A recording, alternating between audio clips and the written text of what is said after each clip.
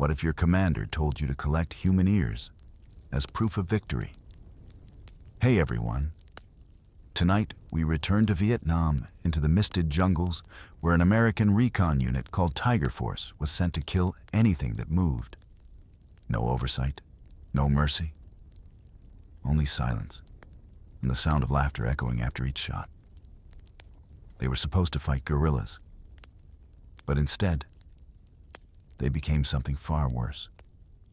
For years, the truth was buried under medals and reports, until the jungle began to speak again. Take a breath, dim the lights, and follow me into the war crime the world tried to forget. This is History for Sleep. Leave a like, subscribe, and tell me in the comments, where are you listening from tonight? You breathe in deeply, and the air is thick, humid, a living presence around you. It's late 1965, and you are stepping into a world where the green canopy swallows the sky, where every rustle could be a threat, and the very ground beneath your boots feels ancient and watchful. This is Vietnam, a landscape both breathtakingly beautiful and intensely unforgiving. Within this challenging environment, a new concept is taking root. A unit designed for a particular kind of warfare. You hear whispers of its creation, born from the strategic mind of Major David Hackworth, a force within the 101st Airborne Division. It's named Tiger Force. You can almost feel the ambition, the raw energy that fuels its motto, out-guerrilla the guerrillas. It sounds audacious, almost poetic in its simplicity. You imagine the young men, perhaps 45 at a time, their faces etched with a mixture of youthful bravado and nervous anticipation, rotating through these dense, dangerous fields. They are here for a specific purpose, a mission that cuts to the core of this conflict to roam deep, almost impossibly deep, into enemy territory. You picture them, shadowy figures disappearing into the foliage, their senses heightened, their steps measured. Their task is stark: count the bodies of the fallen, a chilling metric of war, and eliminate anything, absolutely anything, that poses a threat. As you stand there, in the quiet hum of the jungle, you sense the peculiar atmosphere that surrounds this unit. Oversight, you learn, is minimal. It's a concept that feels both liberating and terrifying. Absolute autonomy. You consider what that truly means for men thrust into such intense conditions. Far from the watchful eyes of distant command, it suggests a freedom to act, to interpret, to decide, without immediate judgment or supervision. And you begin to understand the unspoken contract command, far away in their air-conditioned offices, cares primarily for numbers. The body count, the quantifiable outcome, the methods, the human cost, the ethical boundaries. These seem to fade into a silent void, unexamined, unasked. You watch as new recruits arrive, their eyes wide, some filled with a naive hunger for adventure, others with a sincere desire for honor, for making a difference. They arrive, perhaps, with an idealism that the jungle will soon begin to erode, layer by slow, deliberate layer. You witness the transformation that begins to take hold by 1967. The jungle, with its relentless heat, its ever-present dangers, its isolating vastness, starts to work its insidious magic. It is shaping these men, subtly at first, then more overtly. It is turning them into something else, something sharper, harder, more predatory. The air itself seems to hum with this change, a low, constant vibration that speaks of adaptation and perhaps of loss. You realize that the story of these men, of Tiger Force, will not be told through glorious victories or grand strategic maneuvers. It will not be celebrated on victory parades. Instead, you feel a deep, unsettling premonition. Their war, you understand, will be remembered for what they buried. Not just bodies, but truths, principles, and pieces of their own souls. All of it concealed beneath an oppressive, suffocating silence. A silence that, once broken, would echo with a profound and lasting sorrow. You feel the weight of this impending quiet, a heavy shroud draped over the future. The year advances to the summer of 1967, and you find yourself observing a new deployment. The air changes again, becoming even thicker, heavier, with the scent of fertile earth and the distant murmur of life. Tiger Force is dispatched to the Songve Valley, a name that will soon become synonymous with a profound tragedy. You see it laid out before you, a valley of verdant rice paddies, gentle streams, and small, unassuming villages. This is a place where generations of farmers have tilled the soil, where children have played beneath the shade of ancient trees, where life has followed its calm, predictable rhythm. Yet, you hear the chilling designation applied to it by the war machine, a free fire zone. You consider the implications of such a label, a bureaucratic phrase that grants permission for destruction.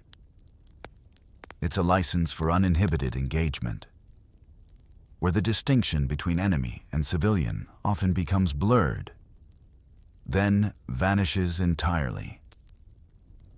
The mission, you learn, is under the command of Lieutenant James Hawkins. You sense his presence.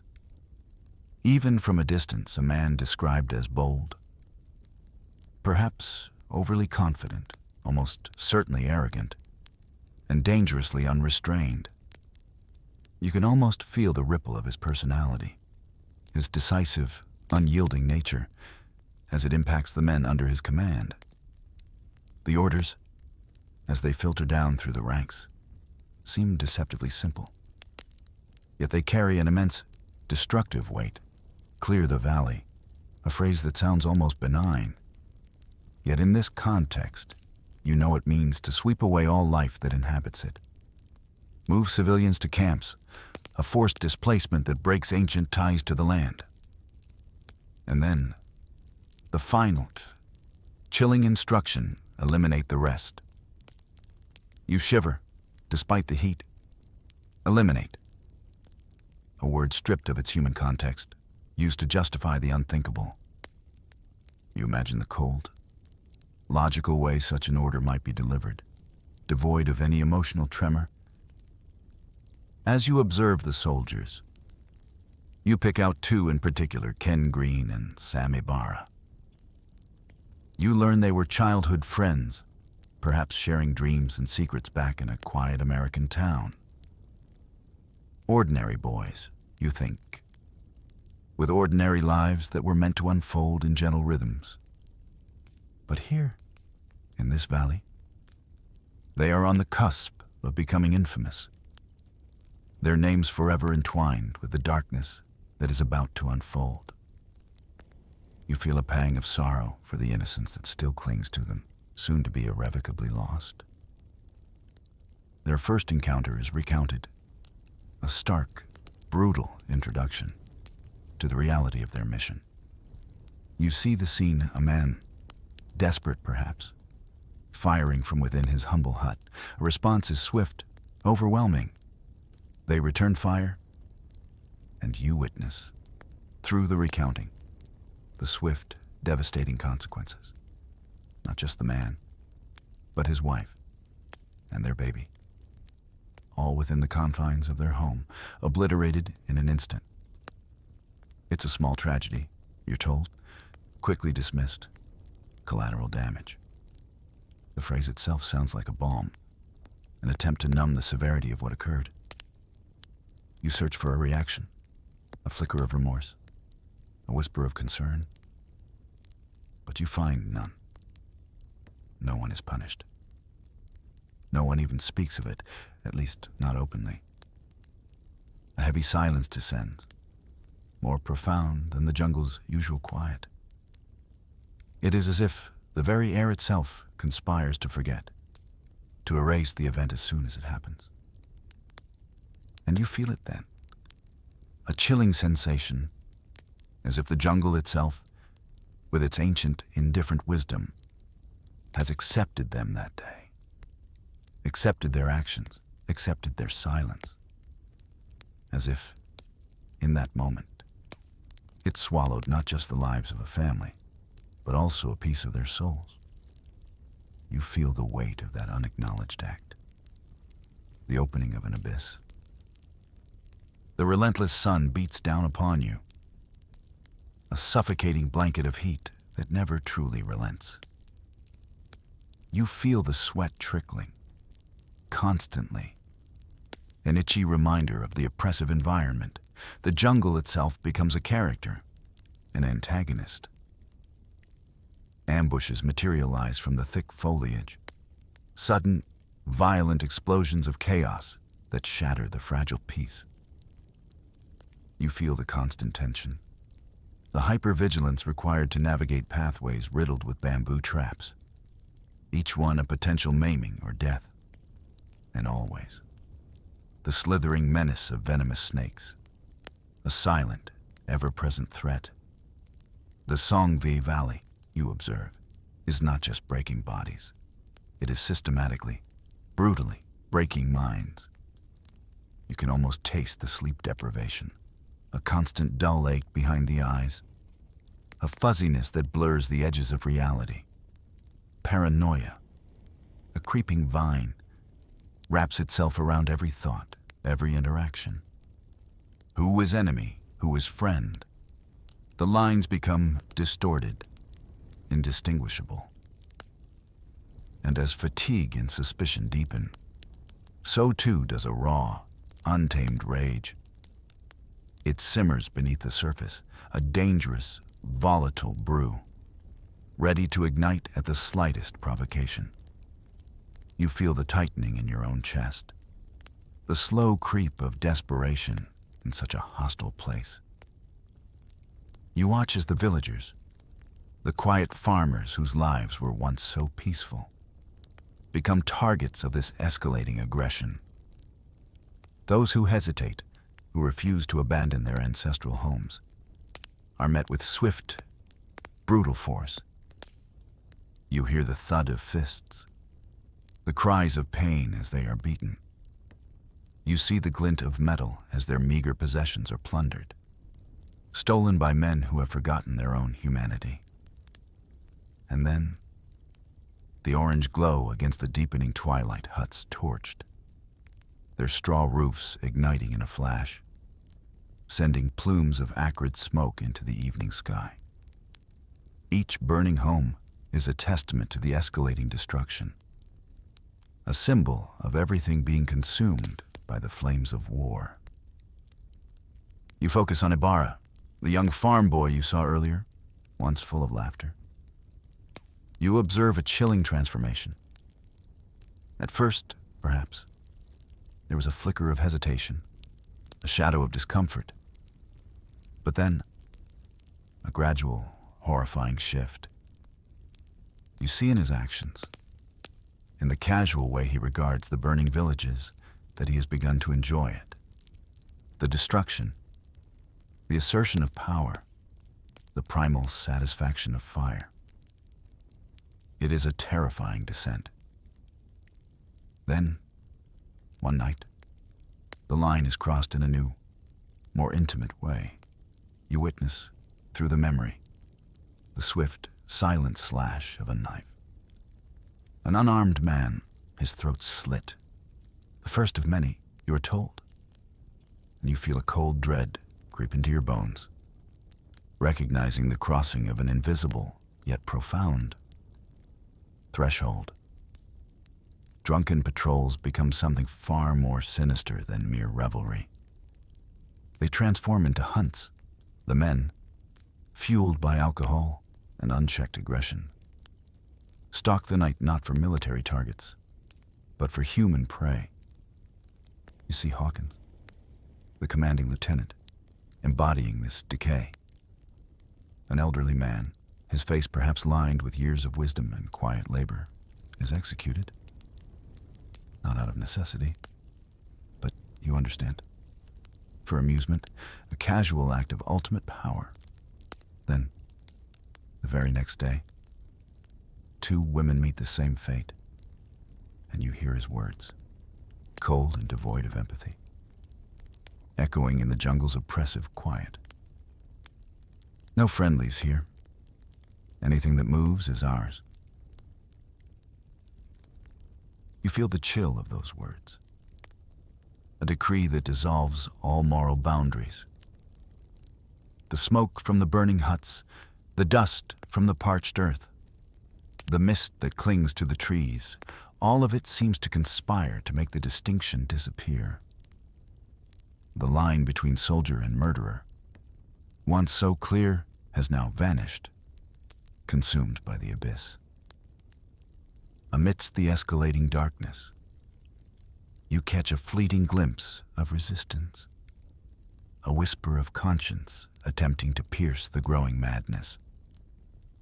It comes from Lieutenant Donald Wood. You sense his struggle, his internal battle against the tide of barbarity that threatens to engulf them all. He tries to intercede, to halt the horrific trajectory Tiger Force has embarked upon. But his efforts are met with the cold, unyielding force of Hawkins. You see the way Wood is silenced, perhaps with a glare, a threat, a subtle but undeniable assertion of power that reminds him of his place in the hierarchy. The brief flame of his humanity is quickly snuffed out, leaving only a lingering ember of despair. A chilling rite of passage emerges among the ranks, a perverse initiation that demands absolute complicity. Soldiers are pressured, subtly at first, then more overtly, to pop their cherry. This euphemism, you realize with a sinking heart, refers to the act of killing an unarmed captive.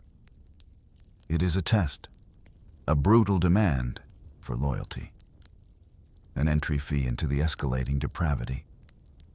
You see the faces of the medics, men sworn to preserve life, and the sergeants, seasoned leaders. You watch as they buckle under the immense pressure, fearing ridicule, fearing ostracization, fearing perhaps for their own safety if they refuse.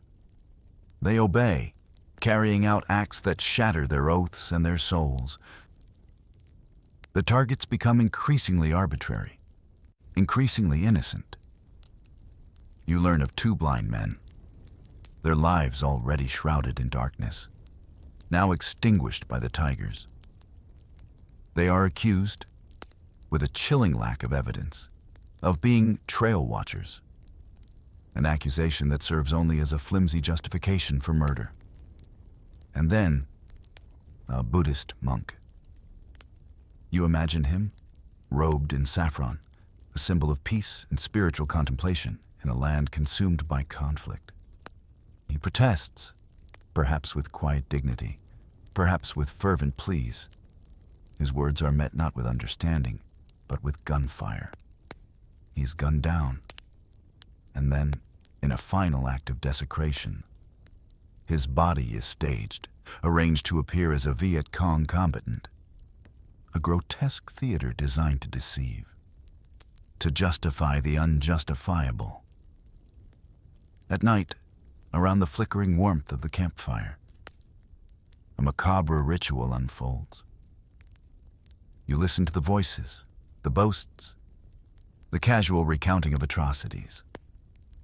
They brag about their kills, their callousness growing with each retelling. Body counts, once a measure of military progress, transform into a perverse currency, a means of gaining status and acceptance within this warped unit. Cruelty becomes a competition, each man vying to outdo the other in his disregard for human life. You feel the insidious grip of this groupthink, this collective descent into darkness where the most brutal acts are celebrated. And empathy is a fatal weakness.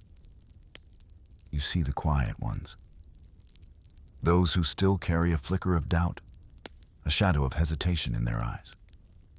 They become outcasts, marginalized, viewed with suspicion and contempt. The unspoken message is clear: conform or be cast out, perhaps even targeted. The tigers, you realize, are no longer hunting enemies in the traditional sense. The true enemy, you understand, is within. They are hunting shadows, the specters of their own fear, their own eroding morality, projecting it onto any perceived obstacle. The light of conscience, once a guiding star, has been extinguished, leaving them to wander in a self-made darkness, guided only by the grim rhythm of their own escalating cruelty. The silence around the campfire now feels heavier, laden with unspoken horrors. Even in the deepest shadows, you observe faint flickers, brief, poignant moments where humanity attempts to assert itself, only to be crushed by the pervasive darkness. You witness Sergeant Manuel Sanchez, a man who, for a moment, embodies a different path. He captures 2 young Viet Cong, and instead of the expected, the now normalized execution, he refuses. You can almost feel his internal struggle, the defiance in his stance, the quiet strength that resists the pervasive evil. For a brief span of hours, these prisoners are safe, sheltered by his decision, a testament to a conscience still striving to survive. But the reprieve is short-lived. You hear the inevitable words, the casual cruelty his comrades, acting under orders, shoot the prisoners. The quiet dignity Sanchez tried to preserve is shattered. And then, as if fate itself conspires to silence his integrity, Sanchez is wounded in an ambush. He becomes another casualty, not just of the war, but of a unit that has no room for moral dissent. His voice, his conscience, is effectively silenced. Another casualty buried beneath the weight of relentless brutality. You feel the profound sadness of these lost moments of humanity, extinguished as quickly as they appear.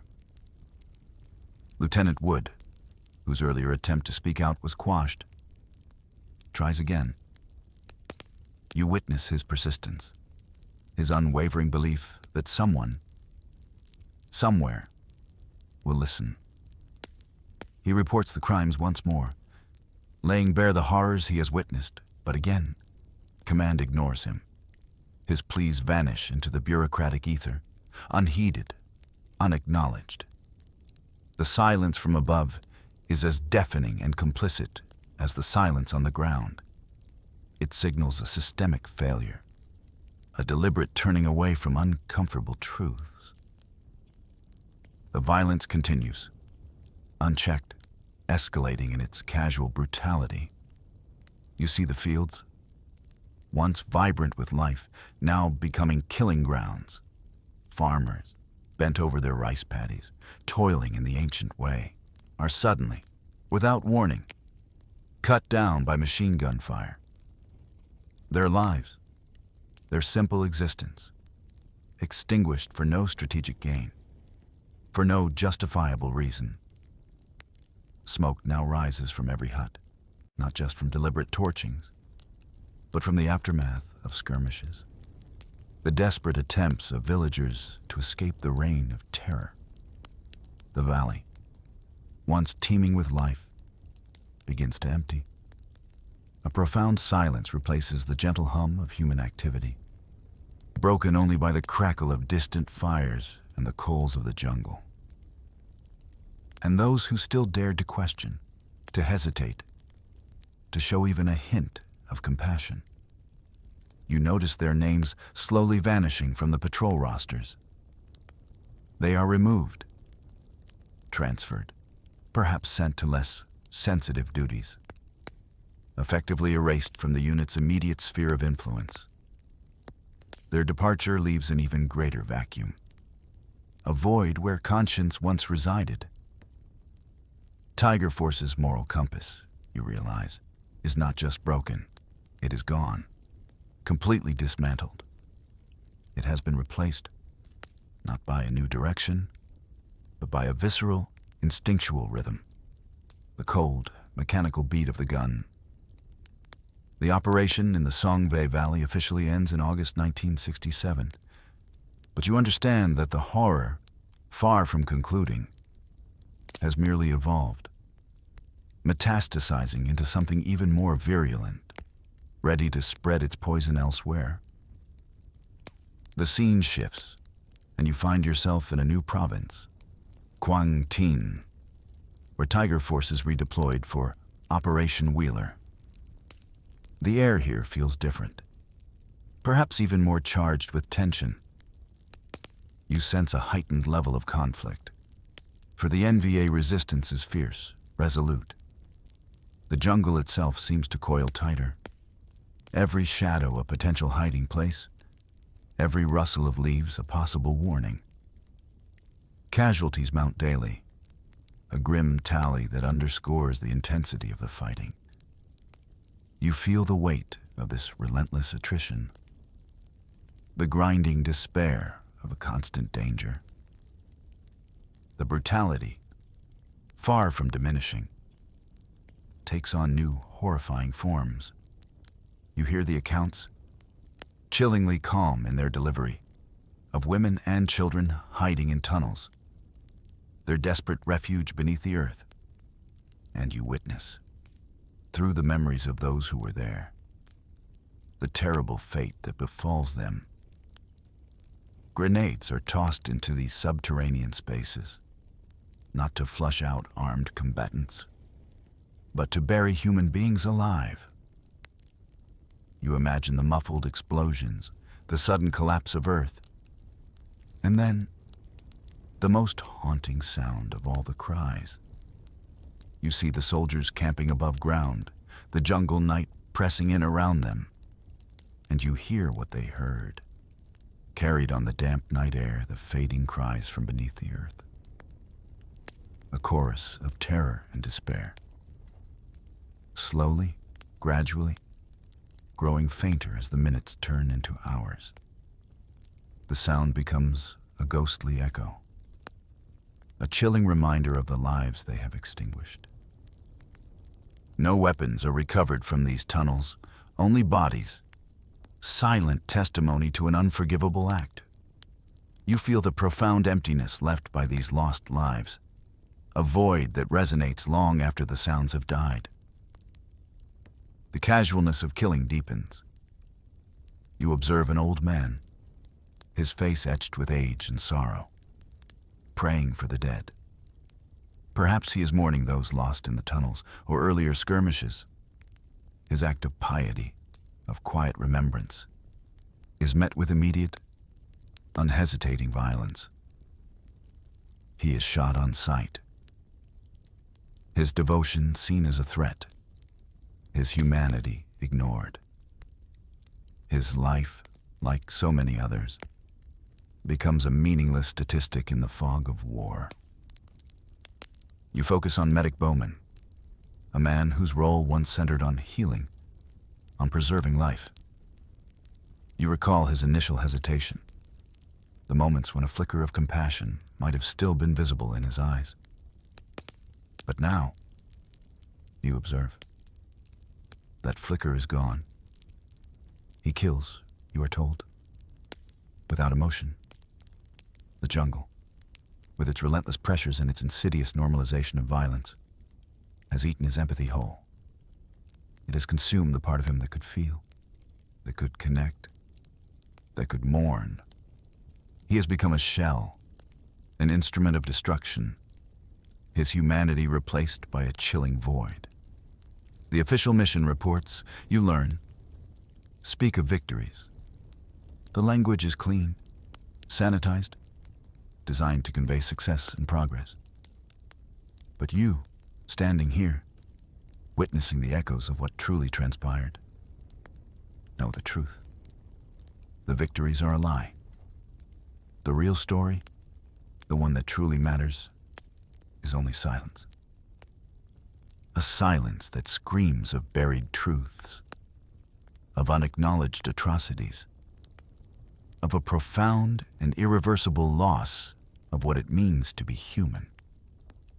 You feel the weight of this deception, the chasm between the official narrative and the brutal reality.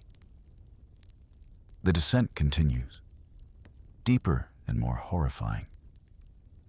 You see the stark manifestations of this unit's profound unraveling, the transformation of men into something unrecognizable.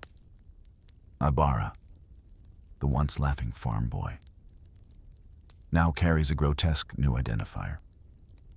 You learn he has begun collecting human ears.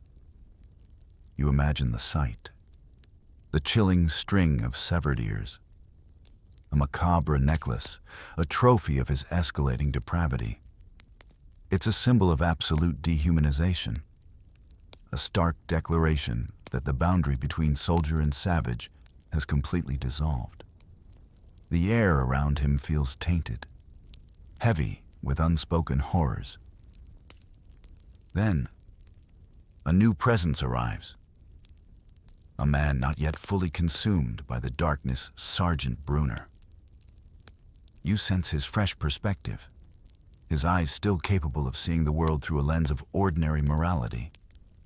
He is newly assigned, and almost immediately, he is confronted with the stark reality of Tiger Force. You witness, through his memory, Sergeant Doyle executing a civilian father. The casualness, the lack of remorse, strikes Brunner with a profound shock. This is not war as he understood it. This is murder. The very next moment, Doyle orders another murder. You feel Brunner's internal conflict, the agonizing choice that flashes through his mind. Does he comply? Does he become another cog in this machine of death? Or does he, against all odds, resist in a moment of incredible courage, or perhaps sheer desperation? Brunner raises his rifle. You see it, the barrel pointing not at an enemy combatant, but at his own comrade. It is a moment of profound significance. A line drawn in the sand, the first time tigers aimed at tigers. A stark internal rebellion against the prevailing madness. You feel the tension, the sheer audacity of his act. A single spark of defiance in a world of shadows. That night, a fragile peace descends around Brunner. You observe him, standing guard, protecting the surviving family from his own unit. It's a quiet act of redemption, a desperate attempt to salvage a shred of humanity in the face of overwhelming depravity. As he stands there, beneath the indifferent gaze of the jungle, a profound realization dawns upon him. This is no longer a military unit, bound by honor and duty. It is, he understands with chilling clarity, a pack of wolves, feral and untamed, preying indiscriminately. Hawkins's leadership, you realize, has not merely tolerated this decay. It has actively encouraged it. His commands, his philosophy, his very presence fueled the descent. Killing became a ritual, a grim sacrament performed without conscience, celebrated without remorse. You hear Brunner's haunting words, echoing from the depths of memory. They laughed like ghosts. A description that perfectly captures the chilling, inhuman nature of their actions. A laughter devoid of joy, echoing from empty souls. You understand that sanity, a precious commodity, flickered only in those who arrived too late to be fully consumed, those who had not yet been swallowed whole by the monsters within. Their brief resistance, however, was often too little, too late. A lonely cry lost in the echoing void. The demands from command, distant and detached, continue to shape the brutal reality on the ground. You hear a new, chilling directive, a matching body count. 327 kills for the 327th. A number, a bureaucratic target that transcends all morality, all strategy. You understand that this demand, divorced from the grim realities of combat, pushes the men further into desperate, murderous acts. It becomes a relentless pressure, a mandate for bloodshed, regardless of the target. You watch as Hawkins, ever the ruthless commander, sends his men up mined hills. You feel the stark terror of such a command, a direct path to certain death. And you see the immediate, devastating consequences. They die instantly. Their lives extinguished in a flash of violence. Sacrificed not for strategic gain, but for a number. The senselessness of it all hangs heavy in the air. Then, a moment of profound personal loss shatters whatever remains of Ibarra's fragile grasp on reality. His friend, Green, the childhood companion you observed earlier, is killed. You feel the shock, the grief that would normally accompany such a loss.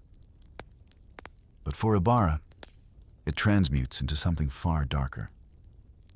Grief, in this environment, does not lead to sorrow. It leads to madness. You witness the horrifying manifestation of this transformation. He leads a massacre of an unarmed village. No weapons are found, only the quiet devastation of innocent lives taken. His friend's death becomes a twisted justification, a catalyst for an even deeper plunge into atrocity. Finally, a change in command. Hawkins is transferred, his reign of terror over. But you understand that the sickness he fostered, the moral decay he encouraged, remains. It has taken root too deeply to be simply uprooted by a change in leadership. Captain Maha arrives to replace him, a man stepping into a nightmare. You feel his shock, his visceral revulsion at what he encounters, the grotesque necklaces of ears, the hollow, vacant faces of the men, their eyes reflecting an unspeakable emptiness. He sees the tangible proof of their descent, the physical remnants of their lost humanity. Upon seeing civilians, Maha issues a direct, unequivocal order, a ceasefire, a desperate attempt to restore order, to impose a semblance of humanity. But you watch, with a growing sense of dread, as the tigers ignore him. His authority, his command for restraint, means nothing to men who have become so utterly detached from morality. They continue their rampage, driven by a momentum of violence that has long since passed the point of rational control. 16 more lives are extinguished that day, including those of babies. Innocent lives added to the growing, unacknowledged tally. By November 1967, official reports continue to claim success, painting a picture of military achievement. But you, looking beyond the facade, know the chilling truth. Unofficially, profoundly, humanity had collapsed. The very fabric of what it means to be human, to feel empathy, to observe moral boundaries, had disintegrated within Tiger Force. The numbers, the reports, the official narrative all are a thin veil over a landscape of profound moral devastation. Months stretch into years, the jungle slowly reclaiming the physical scars of battle. but never truly erasing the echoes of what transpired. You learn that the truth, though buried, begins its slow, arduous journey toward the light. It starts with a whisper, a conscience stirring. Soldier John Ahern, carrying the weight of what he witnessed, finally speaks. He recounts Ibarra's unspeakable act, the killing of a baby. You feel the courage it must have taken for him to break the pervasive silence, to risk everything for the truth. But Ahern's life is cut short. His death, you realize, could have been the final, decisive nail in the coffin of the truth. Yet fate, or perhaps a persistent sense of justice, intervenes. His friend, Gary Coy, driven by loyalty and a desire for accountability, steps forward in 1971. He reports the crime, carrying Ahern's testimony and his own knowledge to the proper authorities.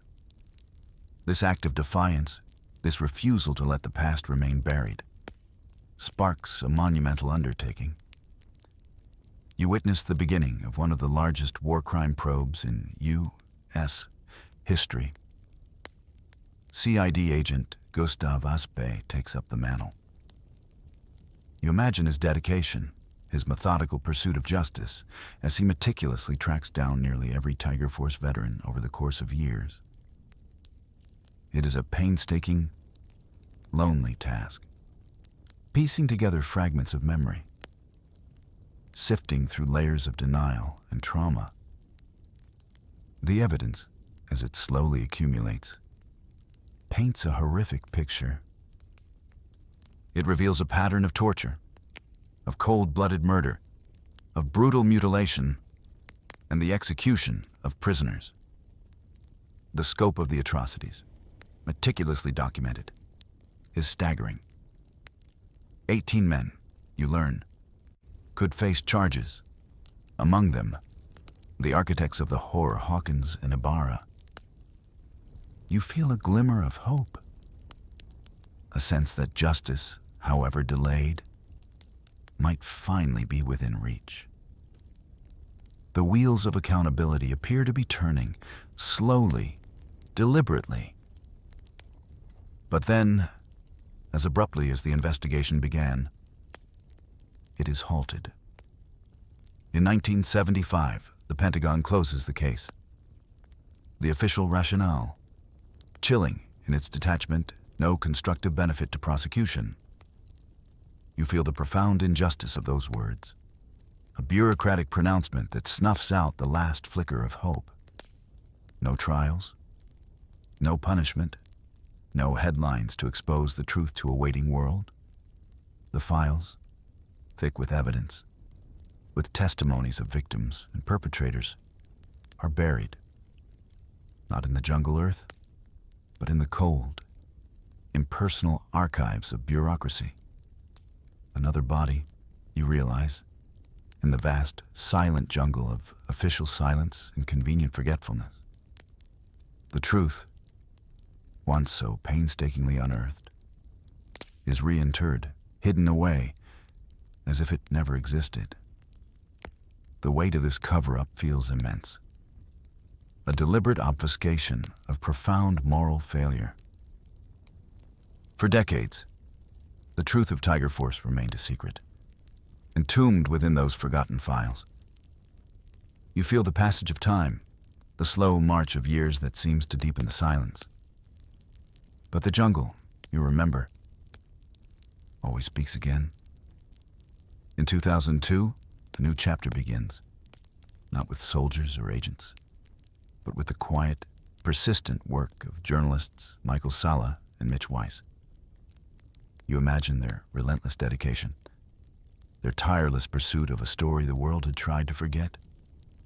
They uncover the hidden files, dusting off the layers of bureaucratic silence, bringing the stark reality back into the light. Their investigation is thorough, methodical, driven by an unyielding commitment to truth.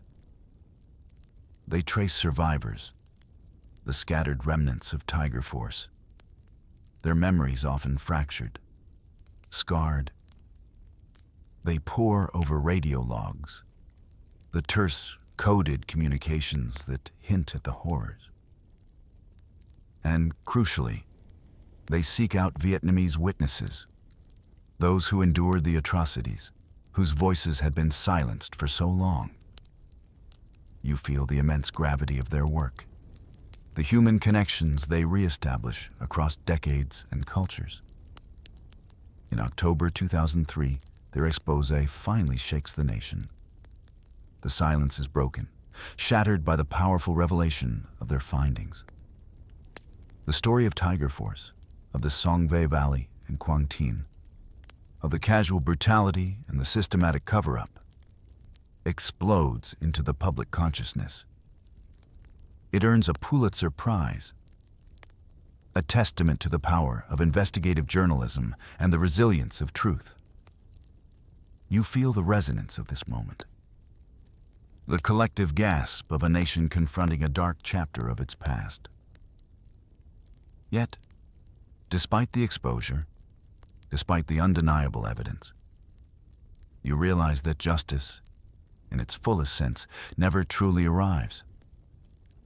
The passage of time, the bureaucratic stonewalling, the convenient deaths all conspire against it. Those who resisted the killings, the few flickers of humanity like Wood, Sanchez, and Bruner, are already gone, their voices forever silenced by time, by war, by the burden they carried.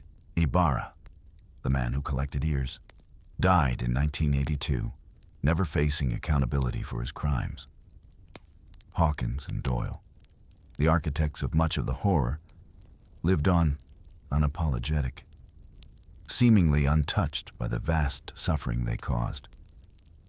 You hear Doyle's words, chillingly detached, uttered to reporters, encapsulating the profound moral void that consumed him. The way to live is to kill. The dead don't bother you. It is a stark, brutal philosophy, a final testament to a soul utterly corrupted.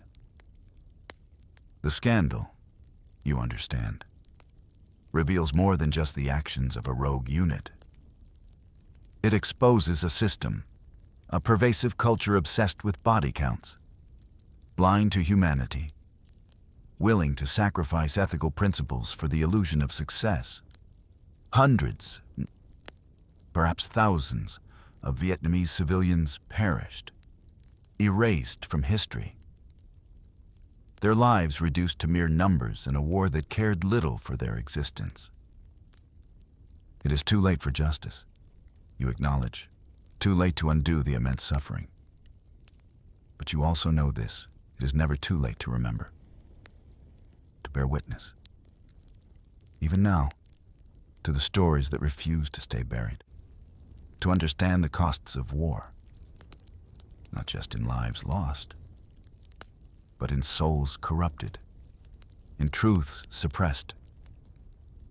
You carry the weight of this memory, the quiet, persistent hum of a history that demands to be heard, echoing long into the night.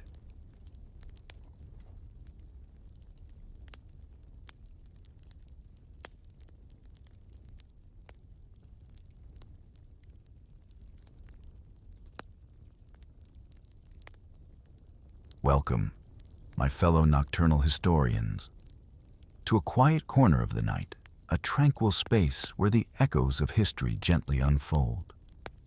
As you settle into whatever comfort you've chosen, perhaps a soft blanket, a warm cup, or just the quiet hush of your surroundings, I invite you to join me on a voyage.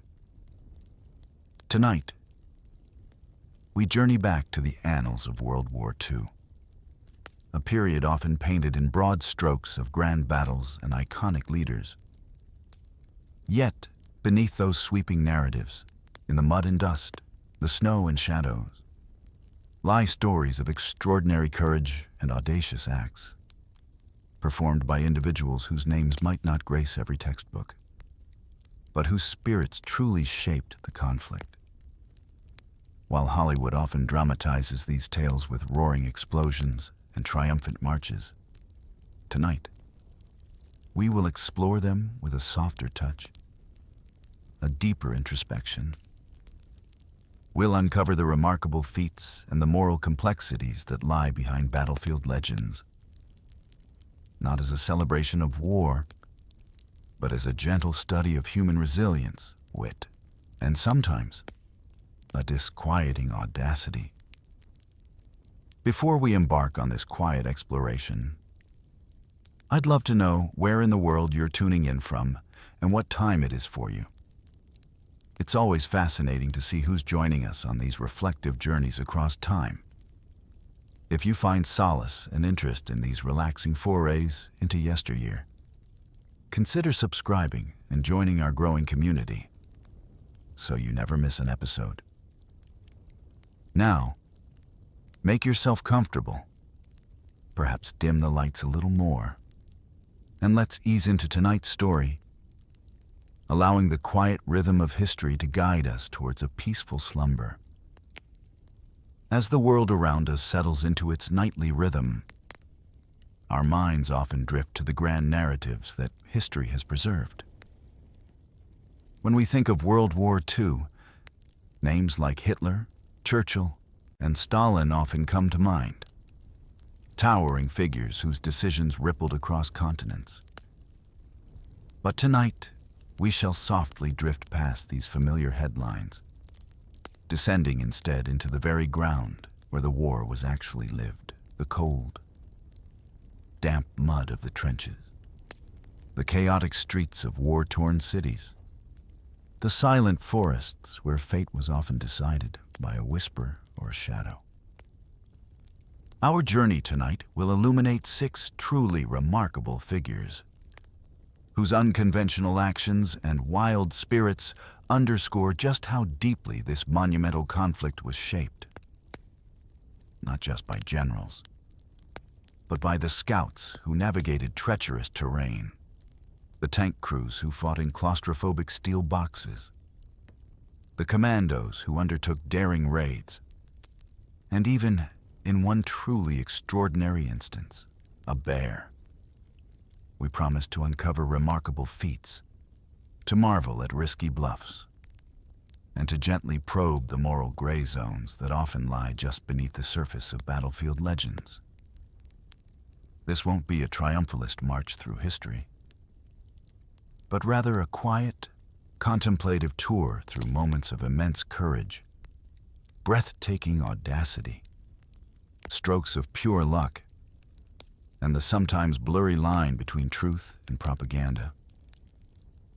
There will be a constant, subtle tension throughout our narrative, the raw instinct for survival pitted against the spectacle of war, the quiet truth against the powerful myth.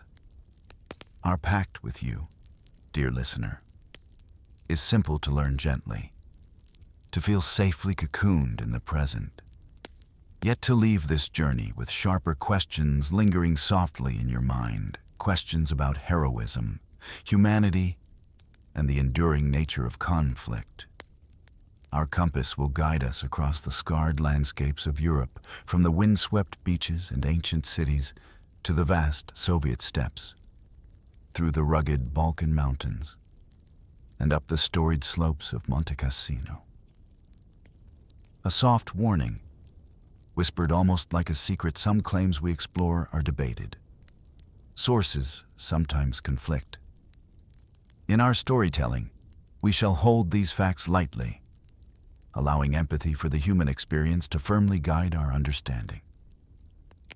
The guiding question that will thread its way through our entire evening, much like a quiet river carving its path through stone, is this: what truly turns an ordinary soldier into a legend? As we listen, we might hear the faint, ambient motif of distant footsteps echoing in wet streets, the soft hum of faraway engines, or the gentle rustle of paper maps folding slowly in the dark, preparing us for the quiet revelations ahead. In the vast ocean of content available today, Particularly on platforms like YouTube, stories of World War II are ubiquitous. They fill countless hours with dramatic reenactments, strategic analyses, and personal testimonies. Yet, amidst this abundance, true novelty, genuine insight, often lives in the stories that are overlooked, the corners of history that remain underexplored. Tonight, we gently shift our lens, moving away from the towering figures of world leaders whose decisions shaped destinies from afar, to focus instead on the line soldiers, the quiet scouts, the dedicated crews, and the tenacious partisans who lived and died in the brutal intimacy of the battlefield. It's as if we're looking at a vast, intricate game board, where each mission, each individual story, represents a selectable chapter unfolding across the years and the complex maps of Europe. Imagine the stakes that emerged after a pivotal moment like D-Day. The grand invasion had succeeded, but the subsequent advance was anything but smooth. Every hedgerow, every bombed-out building, every winding road held unseen dangers. Ambushes could erupt from nowhere. Snipers could appear from the shadows, and broken communications could erase entire units overnight, leaving families back home in agonizing suspense. In such an environment, the role of a scout becomes not just important, but absolutely vital. These quiet, often solitary figures were the eyes and ears of an advancing army, responsible for identifying safe routes, pinpointing enemy strong points, and crucially, assessing the risks to civilian populations. Their observations directly influenced the paths taken, the targets engaged, and ultimately, who lived and who perished. City fighting, as we shall see, was a particularly slow, dense, and ethically fraught endeavor. It involved inch-by-inch advances, house-to-house skirmishes, where the line between combatant and non-combatant often blurred, and the specter of collateral damage loomed large over every decision. A recurrent, oppressive constraint in these close-quarters engagements, and indeed throughout the war, was uncertainty. Peeking around a corner, turning a doorknob, or stepping into an alley could, in an instant, mean death. It was a world where information was scarce, danger was constant, and foresight was a precious commodity. The through line that connects our stories tonight is the powerful truth that initiative often trumped rigid orders. Small, agile teams, and even individual acts of daring frequently altered the trajectory of much larger operations. Yet, beneath the surface of these tales of bravery, there often lies a profound moral undertow. The very concept of liberation often came with the tragic cost of shells falling on homes, of innocent lives caught in the terrible crossfire. Our 6 subjects, whom we will meet one by one, each embody a different facet of the extraordinary speed, raw nerve, masterful misdirection, and incredible endurance. They remind us that the story of World War II is as much about the human spirit in its quiet, desperate moments as it is about the grand movements of armies. Our first quiet legend emerges from the chaos of Normandy, just days after the monumental D-Day landings. His name is Leo Major, a Canadian scout, a man whose approach to reconnaissance diverged sharply from conventional wisdom. While most scouts adhered to strict protocols, gathering information and reporting back, Major was a doer rather than just a reporter. He embraced risks that others cautiously avoided, driven by an unyielding desire to achieve the objective directly. Imagine the scene: the lingering scent of gunpowder and damp earth, the incessant distant rumble of artillery, the raw landscape of post-invasion France. It was here, in this fractured world, that Leo Major, operating alone, executed a daring ambush on a German half-track. His objective was not just to disable the vehicle, but to seize vital communications equipment, intelligence that could significantly impact the ongoing Canadian advance. This act was not merely brave. It was a testament to his individual initiative and his willingness to place himself in direct peril for a strategic gain, embodying a proactive approach that would define his extraordinary career. His audacity, however, came with a cost. During an earlier engagement, Leo suffered a white phosphorus injury, a horrific wound that cost him an eye. Yet, his spirit remained unbroken, refusing to be sent home.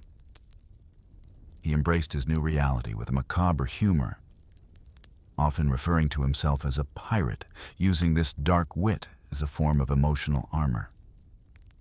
His return to the front, now with an eye patch, only cemented his reputation as an unbreakable force, a man who defied not only the enemy, but also the odds of survival and recovery. The war evolved into an urban grind, a brutal process of clearing large cities street by street, house by house. The challenge for scouts like Major was immense, on how to neutralize enemy resistance without causing devastating harm to the civilian populations, without turning homes into rubble and neighbors into casualties. Scouts became critical lifelines in this morally complex landscape. Their intimate knowledge of terrain and enemy positions pivotal in minimizing destruction. The narrative darkens with the disappearance of a group of Canadian recruits. This troubling event spurred Leo and his close comrade, Corporal Wilfred Arsenault, to undertake a two-man probe, a dangerous mission to uncover the fate of their missing compatriots. This partnership, forged in the crucible of war, was tragically cut short when Wilfred, after falling ill, later died in action, leaving Leo to carry both the burden of their shared mission and the profound weight of personal loss. It was in the aftermath of this tragedy, perhaps fueled by grief and an even deeper resolve, that Leo Major orchestrated one of his most audacious bluffs. Encountering two German soldiers, he didn't engage them in a direct firefight. Instead, using a masterful display of nerve and psychological warfare, he seized them. Then, with a chilling confidence, he marched them directly to their commanding officer, claiming that he had a phantom army lurking just beyond the tree line, ready to descend upon them. The German officer, taken aback by Major's sheer audacity and believing his unit was surrounded, capitulated. The outcome was astounding. Approximately 93 German prisoners were marched back to Canadian lines, under the sole confidence attack of one man. This extraordinary act cemented his reputation, not just as a brave scout, but as a master of theatrical warfare. His iconoclastic streak became legendary. After this triumph, he reportedly snubs a major medal, the Distinguished Conduct Medal, offered by Field Marshal Bernard Montgomery himself, due to a personal beef with the general. This refusal further underscored his unique character, a man who fought for what he believed in, on his own terms, rather than for accolades from the highest echelons of command. His core trait was undeniable, an unparalleled audacity combined with a flair for the dramatic, which acted as a powerful force multiplier on the battlefield. A seed was planted in the minds of his superiors, and perhaps even in his own, if an entire platoon could be bluffed into surrender by one man. What else was possible? Could a single individual, through sheer nerve and strategic deception. Liberate an entire city? The answer, as we shall see, would be a resounding yes. The question posed by Leo Major's previous bluff found its answer in the small Dutch city of Zwolle, a place that faced a grim fate. The Canadian High Command had devised a plan to soften the city's defenses with heavy shelling, a conventional, devastating tactic that would undoubtedly save Canadian lives, but at a terrible cost. The innocent civilians of Zwolle would pay the ultimate price, their homes destroyed, their lives shattered by the relentless bombardment. This prospect weighed heavily on the hearts of the advancing soldiers, including Leo Major. In a quiet act of profound compassion and daring, Leo and his partner, Wilfred, volunteered for a perilous mission to slip into Zwolle, make contact with the local Dutch resistance, and warn the inhabitants, perhaps even to facilitate an evacuation. It was a humanitarian mission cloaked in the shadows of war. As they approached the city gate, a skirmish erupted, a sudden burst of gunfire in the stillness of the night. Tragically, in this brief, brutal exchange, Wilfred Arsenault, Leo's trusted comrade and friend, fell, mortally wounded. His death, a devastating blow, could have broken a lesser man. But for Leo, grief transformed into an unstoppable momentum, a burning resolve. With his partner gone, and the weight of the city's impending destruction pressing down on him, he made an astonishing choice. Instead of retreating, instead of reporting back the grim news and the failure of their mission, he chose noise over mass. Armed with grenades, his rifle, and an almost superhuman audacity, Leo Major began his one-man assault on Zwolle. Throughout the long, dark hours of the night, he created a symphony of deception. He threw grenades, fired his rifle from different positions, and moved constantly, making sure the German defenders heard an entire Canadian army surrounding them, when in reality, it was just one grieving, determined man. This was psychological warfare at its most raw and effective. He systematically struck at strategic points, including what he believed to be the German headquarters, allowing the fires and chaos he ignited to imply a mass assault, a full-scale abandonment by the German forces. His mind game snowballed, each explosion, each volley of shots, amplifying the illusion of an overwhelming force. The German garrison, disoriented and convinced they were outnumbered and outflanked, began to fracture. By dawn, the impossible had happened. Dispersed surrenders began.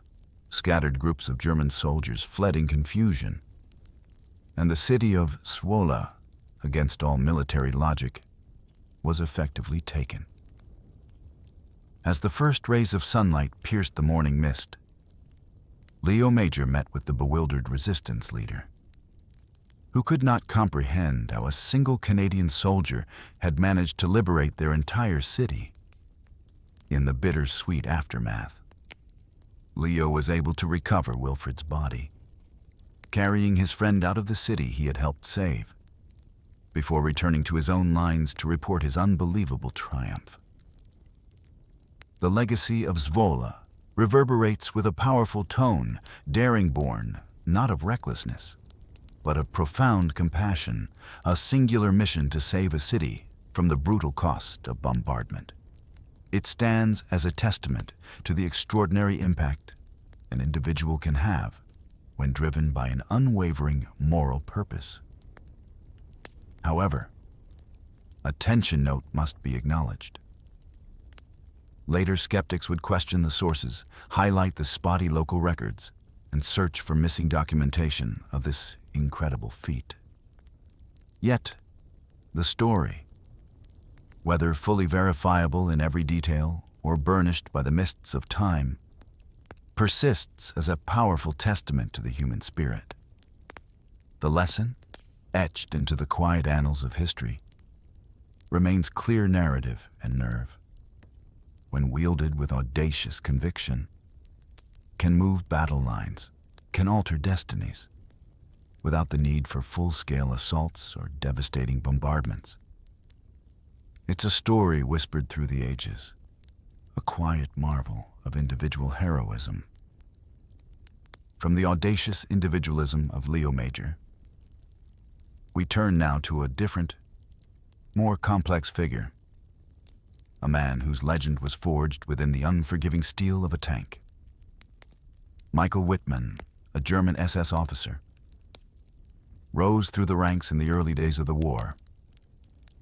His journey began as a scout in the lightning-fast Blitzkrieg campaigns, a testament to his keen eye and strategic mind. He then saw brutal combat on the Eastern Front, where the sheer scale and intensity of the fighting honed his skills and hardened his resolve. But it was as the commander of a formidable Tiger-borne tank that Wittmann truly found his destiny and etched his name into the annals of armored warfare. A tank, for all its power and intimidating presence, is more than just a machine. It is a crucible of human cooperation, a tight choreography performed by a dedicated crew within its cramped, metallic confines. Wittmann's crew was a finely tuned machine in itself of the gunner, whose precision determined life or death. The loader, whose speed kept the mighty 88mm gun firing. The driver, who navigated the treacherous terrain. And the radio operator, the vital link to the outside world. Their shared existence within that steel box fostered an unbreakable bond, a silent understanding that was critical to their effectiveness. The Tiger Eye itself was a marvel of wartime engineering, possessing an edge that struck fear into the hearts of Allied soldiers. Its thick armor was almost impervious to most contemporary anti-tank weapons from the front, and its powerful 88mm gun could punch through the armor of Allied tanks at ranges that left them defenseless.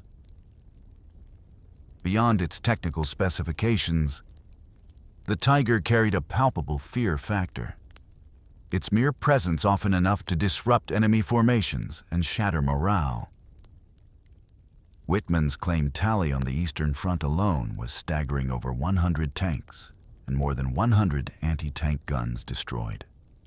These numbers, whether precisely accurate or slightly amplified by wartime rhetoric, speak to a relentless campaign of attrition, a testament to his skill and his crew's deadly efficiency. However, it was at Villers-Bocage in Normandy, in the chaotic days following D-Day, that Wittmann's legend truly exploded. In a bold, almost reckless surprise charge, he plunged his Tiger on a run into a British armored column, an act of sheer audacity that defied conventional tactics. What followed was a cascading series of kills, a brutal demonstration of the Tiger's superiority and Wittmann's aggressive command. British Cromwells and Shermans, caught off guard and outgunned from the front, struggled to respond, their shells bouncing harmlessly off the Tiger's thick hide. Chaos spread rapidly through the Allied lines, a chilling testament to the impact a single, well-crewed tank could have. Ultimately, Wittmann's Tiger was immobilized by a 6-pounder anti-tank gun, a lucky shot that found a vulnerable point. He and his crew were forced to bail out, escaping on foot. But by then, the damage was done. The legend solidified. His actions at Villers-Bocage, regardless of the precise details, instantly elevated him to hero status within the German military and, more significantly, transformed him into a powerful Nazi propaganda figure. Medals were bestowed upon him directly by Hitler, and his image became synonymous with German armored prowess. His final charge came during a counterattack aimed at retaking a strategic hill leading his crew into the fray. His Tiger was eventually knocked out by overwhelming Allied fire. Wittmann and his entire crew were killed in action. The meta-narrative surrounding Wittmann forces us to confront uncomfortable questions. How do feats of courage and tactical brilliance intersect with the myth-making machinery of war? How would his story be framed? How would his legend be remembered? If he had worn a different uniform, fought for a different cause. These are the complex threads we must gently untangle as we explore the stories of wartime figures, allowing the questions to settle softly, like dust after a distant explosion. As the distant hum of war engines fades momentarily, we find ourselves in a reflective pause, contemplating the intricate relationship between heroism, propaganda, and memory. Narratives, particularly in times of intense conflict, tend to harden with remarkable speed. They become cemented in collective consciousness long before the full truth can be meticulously unearthed.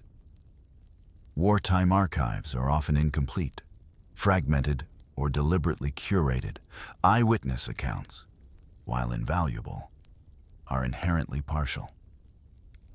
Colored by individual perspectives, trauma, and the chaotic nature of battle. This creates fertile ground for the growth of myth, where fact and embellishment intertwine, sometimes inextricably. Consider Leo Major's extraordinary solo acts. While celebrated by his comrades and remembered through compelling anecdotes, his specific claims, particularly those surrounding the liberation of Zwolle, are met with quiet skepticism by some historians. They point to spotty local records, the absence of extensive official documentation, and the tragic fact that Wilfred Arsenault, his sole companion on the mission into Zwolle, perished, removing a key witness to the most dramatic hours of that night. Was it one man? Or a more complex interplay of factors that led to the city's peaceful surrender? The answer, like many truths in wartime, remains softly shrouded in the mists of time. Then there is Michael Wittmann. His impressive, almost unbelievable, kill tallies are often scrutinized through the lens of Nazi propaganda. While his skill and bravery were undeniable, the regime expertly amplified and exploited his image, using him as a symbol to boost morale and project an image of invincibility. It is a universal truth of war. Both victors and vanquished assiduously curate their own myths, shaping narratives to serve their immediate needs and to forge a particular national memory. The media conduits of the era army communiques, newspapers, and later, documentaries became powerful vehicles for these carefully constructed tales. A profound cognitive bias often shapes these narratives. Allied audacity is almost universally framed as heroism, a testament to righteous cause and valor. In stark contrast, Axis audacity, even when demonstrating similar tactical brilliance, is frequently framed as menace, as a manifestation of a dark and destructive ideology. This is not to equate the two, but to highlight how the uniform worn by an individual irrevocably alters the way their story is told, remembered, and judged.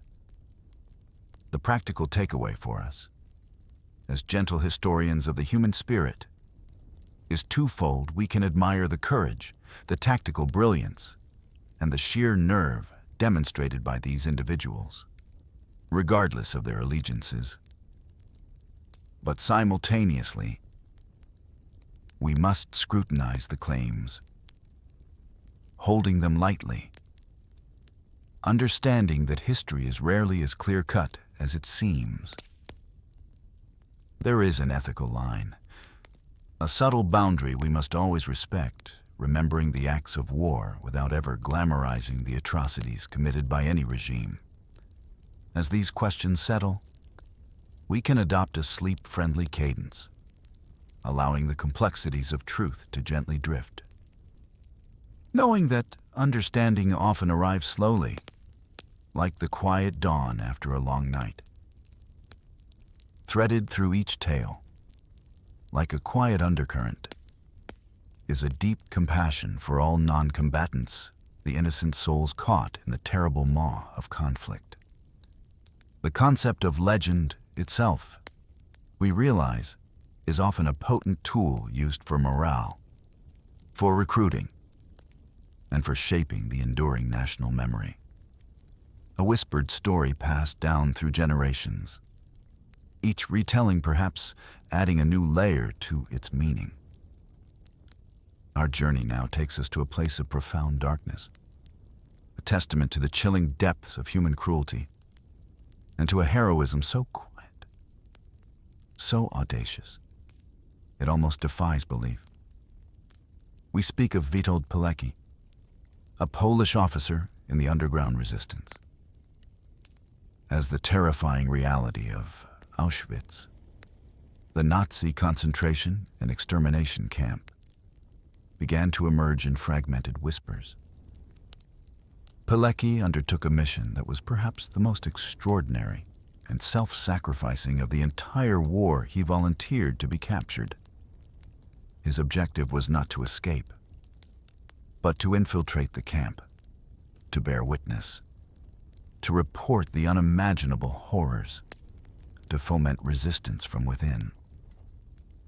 Once inside, amidst the dehumanizing brutality, Pilecki began the painstaking, unimaginably dangerous task of building his clandestine organization, ZAO, Związek Organizacji Wojskowej, or Union of Military Organizations. He meticulously established ranks and roles, creating a network of desperate souls who, despite their starvation and daily terror, found the courage to resist. This network became a lifeline, facilitating the smuggling of crucial intelligence out of the camp and, in turn, bringing micro-mercies and vital information back in. Their acts of sabotage were subtle, yet profoundly meaningful in a place designed to crush all hope. They loosened bolts, leading to small mechanical failures. They spoiled SS meals, a tiny act of defiance against their tormentors. They managed to steal precious medicines, offering a glimmer of relief and a brief extension of life to the sick and suffering. These were not grand explosions, but quiet, continuous acts of resistance, chipping away at the seemingly impregnable machinery of death. Pilecki's most critical mission was intelligence gathering. He penned detailed reports, smuggled out through incredible bravery and ingenuity, that provided the earliest, most horrifying accounts of the gas chambers and the industrial murder process unfolding within Auschwitz. These were not rumors, but eyewitness testimonies from the very heart of hell itself. He pleaded with the Allies, describing the urgent need for airstrikes on the rail lines leading to Auschwitz, or on the barracks themselves, hoping to disrupt the machinery of extermination. Yet, tragically, the Allies, overwhelmed by the broader demands of the war, often prioritized other strategic aims, underestimating the unprecedented horror unfolding. His plans for a general uprising within the camp, a desperate, courageous attempt to fight their way to freedom, faltered. Key members of his network were transferred to other camps, or worse, discovered and killed. The sheer geography of Auschwitz, designed as an inescapable prison, presented an insurmountable obstacle. With his mission of reporting largely complete and the prospects of an internal uprising dimming, Pilecki undertook another daring act in 1943, a desperate escape to carry his testimony in person to the outside world. Yet, Pilecki's story, a testament to a moral giant, carried a post-war tragedy that underscores the brutal complexities of the 20th century. After surviving the horrors of Auschwitz and fighting in the Warsaw Uprising, he was arrested, tortured, and ultimately executed by the Stalinist regime in 1948, labeled an enemy of the state. His legacy, suppressed for decades, was only fully recovered after the fall of the Iron Curtain, emerging from the shadows of the Cold War as a powerful symbol of resistance against totalitarianism. His quiet lesson echoes softly through time. Heroism can be administrative, invisible, and, in the cruelest twist of fate, ultimately fatal.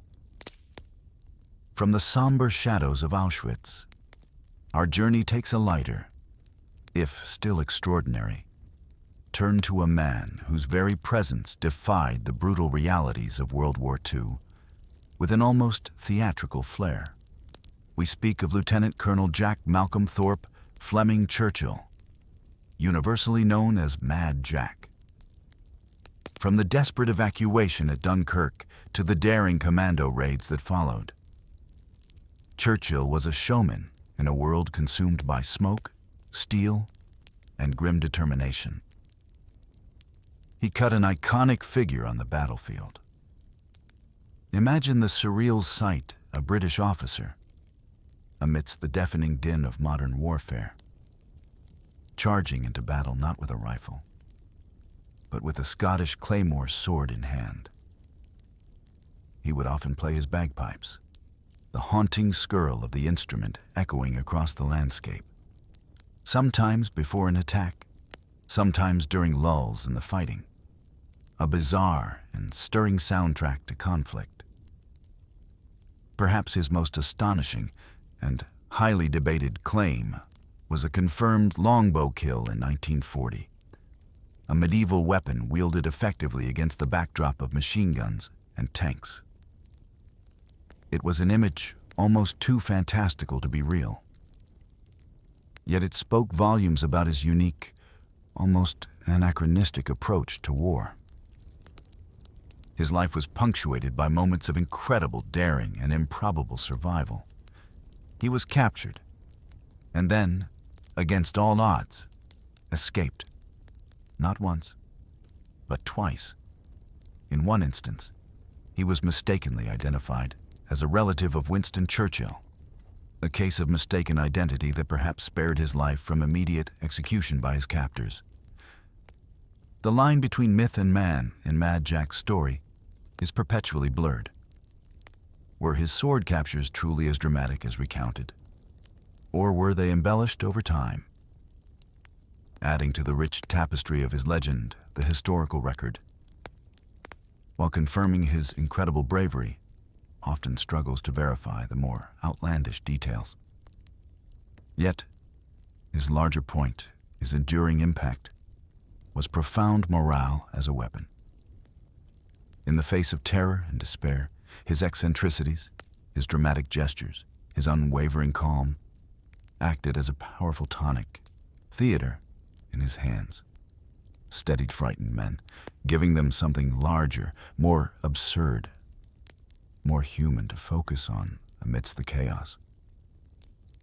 He made war, for a brief moment, less about the impersonal machinery of death and more about the indomitable, if slightly insane, human spirit.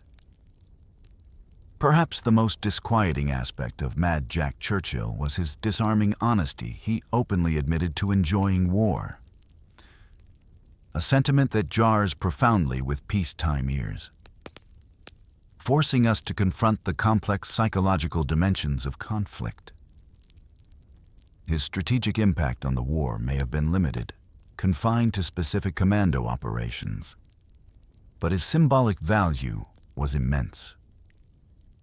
He reminded everyone that legends are often crafted not from entire campaigns, but from singular, Unforgettable moments, a sword flash, a bagpipe tune, an arrow in flight, moments that capture the imagination and inspire courage. As the night deepens, we can almost hear those pipes fading into the sound of distant surf. His stories lingering, like the faint scent of wood smoke. A comforting cadence of eccentricity amidst catastrophe. Our journey now takes us to perhaps the most unusual, and certainly the most heartwarming figure in our collection of wild soldiers. Wojtek, the soldier bear. His story is one of companionship, loyalty, and the surprising ways in which humanity finds solace and joy, even amidst the darkest chapters of war. It began in 1942 in the mountains of Hamadan, Iran. An orphaned Syrian brown bear cub, tiny and vulnerable, was discovered by Polish II Corps soldiers, refugees who had been released from Soviet labor camps and were making their way to join the Allied war effort. These soldiers, themselves having endured unspeakable hardships, took in the cub. He was a symbol of their unexpected freedom, a fragile life found amidst desolation. They named him Wojtek, a Slavic name meaning joyful warrior, or he who enjoys war.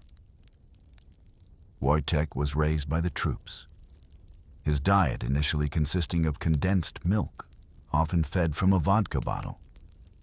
As he grew, he developed a taste for fruits, honey, and, endearingly, some of the less wholesome wartime vices of his human companions. He loved to drink beer and was known to enjoy smoking cigarettes, though he would eat the lit end. He was a playful, curious, and remarkably gentle companion, growing rapidly into a large, powerful bear. When the time came for the Polish II Corps to embark on transport ships to Italy, a crucial problem arose. Regulations strictly forbade animals on board. The solution, born of ingenuity and deep affection, was both simple and audacious. Wojtek was officially enlisted into the Polish army. Assigned the rank of private, he was given his own paybook, serial number, and even ration cards. This clever workaround allowed him to legally board the ship, transforming him from a mascot into a genuine, if furry, soldier. His most famous act of service came during the brutal Battle of Monte Cassino in 1944. This was one of the most fiercely contested and bloody engagements of the Italian campaign. A relentless struggle for a fortified monastery. Ammunition, particularly heavy artillery shells, had to be hauled up steep, treacherous mountain paths under constant enemy fire. The human soldiers were exhausted, their muscles screaming from the arduous labor. It was here that Wojtek stepped in. Witnessing the men struggling, he began to emulate their actions, picking up heavy crates of 25-pound artillery shells and carrying them alongside his comrades. His strength was immense, his presence an incredible boost to morale. His dedication was so profound that, in honor of his service, the unit's emblem was changed to depict a bear carrying an artillery shell. Wojtek was more than a pack animal. He was a true mascot. A wrestler who would gently spar with the men, often winning, and an inexhaustible morale engine during the lulls in combat. His playful antics, his gentle nature, and his sheer, improbable presence reminded the men of their shared humanity in the most inhuman of times. As the war drew to a close, Wojtek, like his human comrades, faced an uncertain future. When the Polish II Corps was demobilized and sent to Britain, Wojtek accompanied them. In 1947, with the war over and the troops returning to civilian life, Wojtek was eventually taken to the Edinburgh Zoo in Scotland. He lived out his days there, a beloved attraction. Veterans of the Polish II Corps would often visit him, speaking to him in Polish, and Wojtek, it is said, would perk up, recognizing the familiar voices of his old friends. These were bittersweet reunions, a poignant echo of a time of shared struggle and unbreakable bonds. Wojtek died peacefully in 1963 at the age of 21. His unique story continues to be honored with statues in Poland and Scotland, enduring tributes to the oddest, yet one of the most beloved comrades of World War II. His tale offers a profound moral companionship. The joy of play and the power of symbols can keep humans human, gentle, and connected, even in the most inhuman and brutal of times. It is a rare war story that you can smile at, without guilt. A soft landing into the quiet realization of the enduring power of connection. As our journey nears its close, we confront a figure whose audacity was undeniable, but whose moral compass veered into far darker territory. Otto Skorzeny, an Austrian SS Standartenführer, was a commando whose name became synonymous with daring, deception, and a ruthless efficiency. His story forces us to grapple with the unsettling reality that courage and cruelty can, disturbingly, coexist within the same individual, and that technical brilliance can be divorced from ethical consideration. Skorzeny shot to international fame with the Gran Sasso raid in 1943. Under Hitler's direct orders, he led a dramatic glider-borne assault on a remote mountain hotel where Italy's deposed dictator, Benito Mussolini, was being held. This operation, executed with incredible nerve and precision, involved gliders landing on a cliff face, a high-stakes bluff, and a swift extraction that astonished the world. Mussolini was snatched from Allied custody, a propaganda coup for the Nazis.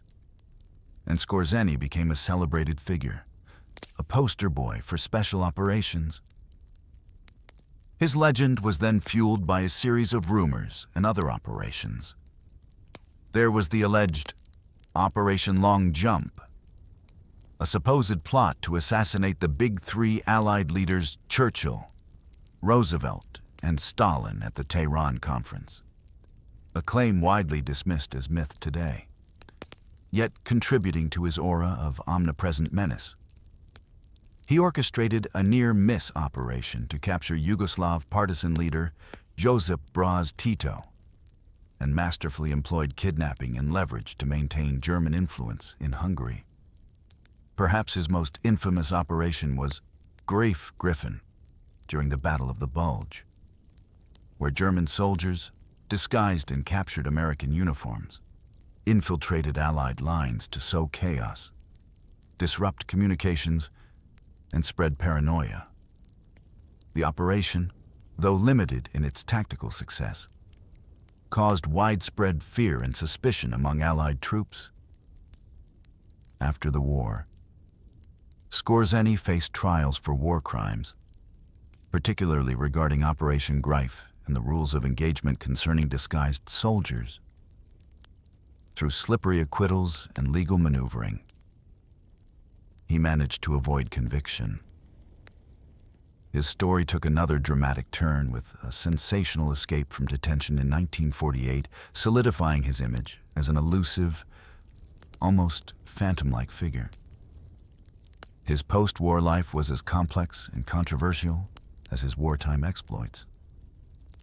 He found comfortable exile in Franco's Spain, where he leveraged his wartime connections and skills to build business networks, allegedly engaging in weapons dealing and advising various right-wing regimes.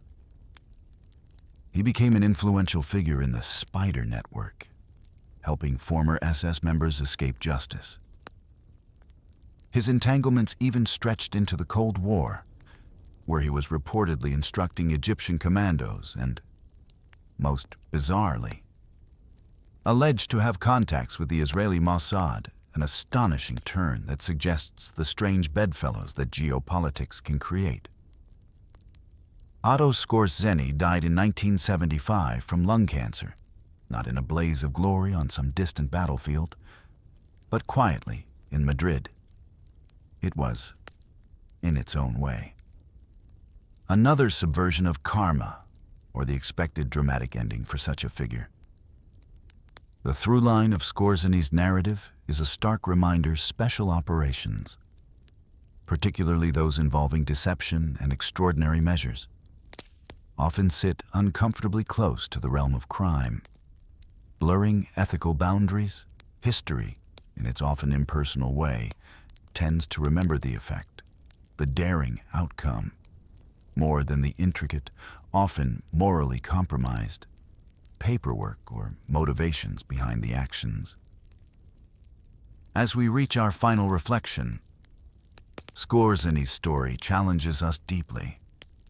It teaches us that courage and cruelty can indeed share a body, that brilliant technique can be employed in the service of abhorrent ideologies. We can, and perhaps must, admire the audacious skill, the tactical ingenuity, and the sheer nerve. But we must unequivocally reject the ideology and the methods that infringe upon human dignity and justice. And so, as the distant engines of war grow quiet, and the last echoes of these extraordinary tales fade into the stillness of the night, we file away these legends. We keep the warnings close, the gentle questions about humanity, courage, and complicity lingering in our minds. As you drift into your own peaceful slumber, may these stories serve not to stir, but to deepen your understanding, leaving you with a quiet sense of reflection as the world outside goes still.